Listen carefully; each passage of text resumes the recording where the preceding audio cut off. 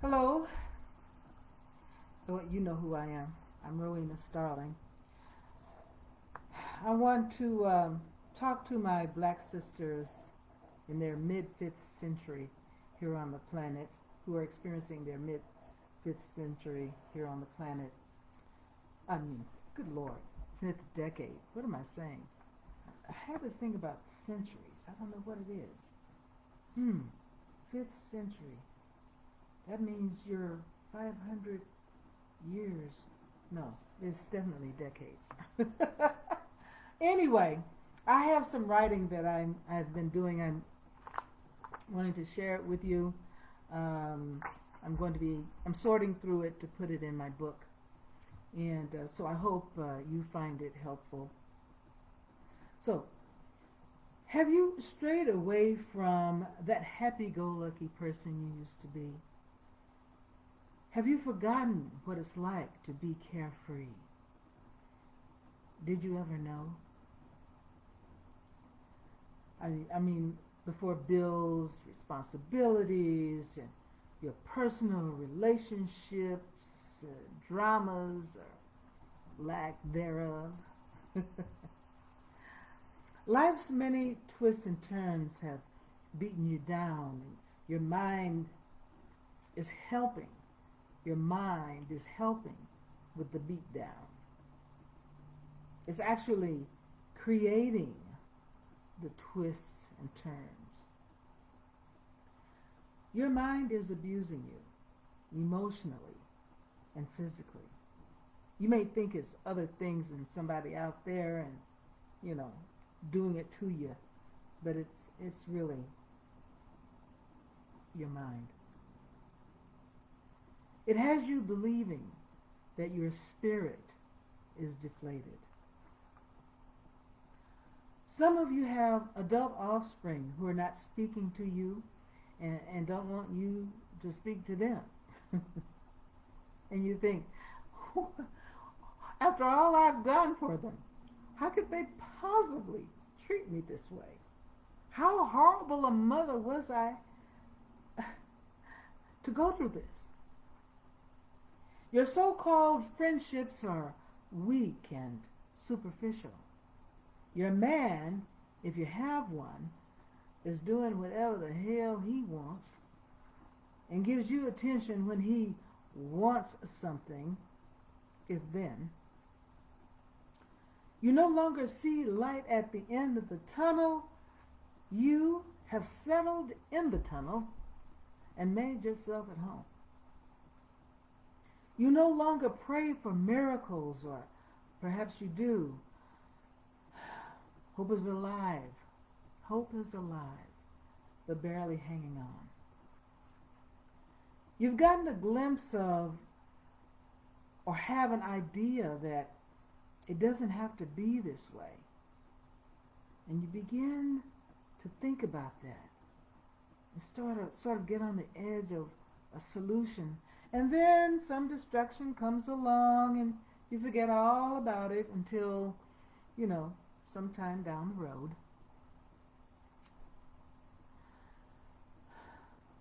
It's challenging to free yourself from negative emotions and all the noise in your head. But that's what needs to happen. I distinctly remember my chaotic thoughts when I was in my 5th decade, and well before then. How they would haunt me and torment me, just wouldn't leave me alone.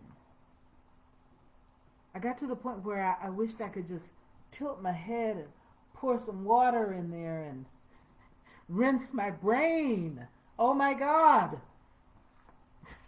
You ever feel like that? Ugh. My thoughts were so noisy and continuous that I thought that they and I were one and the same. I actually thought the noise in my head was who I am, was part of, who my identity. Thought I was really talking to myself, that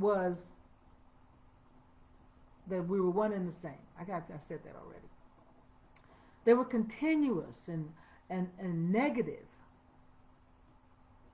And because they were negative, negative outcomes or no outcomes at all, no outcomes that I wanted, were usually what I experienced. For example, during that time in my life, I distinctly remember training a colleague in the field for months in my financial services business, only to have her tell our team at a gathering that she had received no training. She had been with me every day, taking no notes, declining to do what had been recommended for her to succeed. I wanted to make that about her. But ultimately, I attracted that experience. There are things that I was doing in my energy to be exposed to that experience, to have that experience. And that's what we're doing all the time, just endlessly. My son's father, for another example, was out of the picture. As I struggled to be both mother and father, my son resented me. This is natural, right? And again, I internalized that resentment. And because I internalized that resentment, it just caused more resentment and more arguments and more bad feelings. It just becomes an endless cycle when that's what you're doing. I have since discovered that it's not necessary to do the emotional ups and downs. Yes, we do them to ourselves. And as crazy and impossible as it sounds, we can just stop it. Stop it. One way is to catch the silence between sentences. You know how you say something, and at the end of what you say, there's a period at the end of a sentence.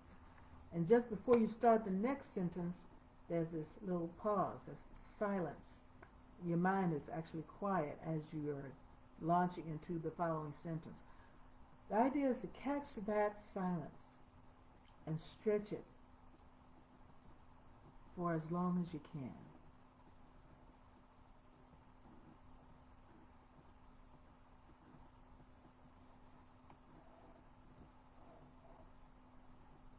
When you do that, you begin to understand and remember who you really are and feel relief.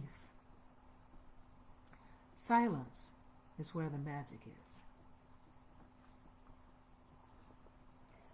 Hanging out in the silence reactivated my happy-go-lucky self, not just as a front to be sociable, but as my real feeling and experience. I chose more often to stop beating myself emotionally. I chose more often to enjoy life itself. Just, ooh. Which is the silence.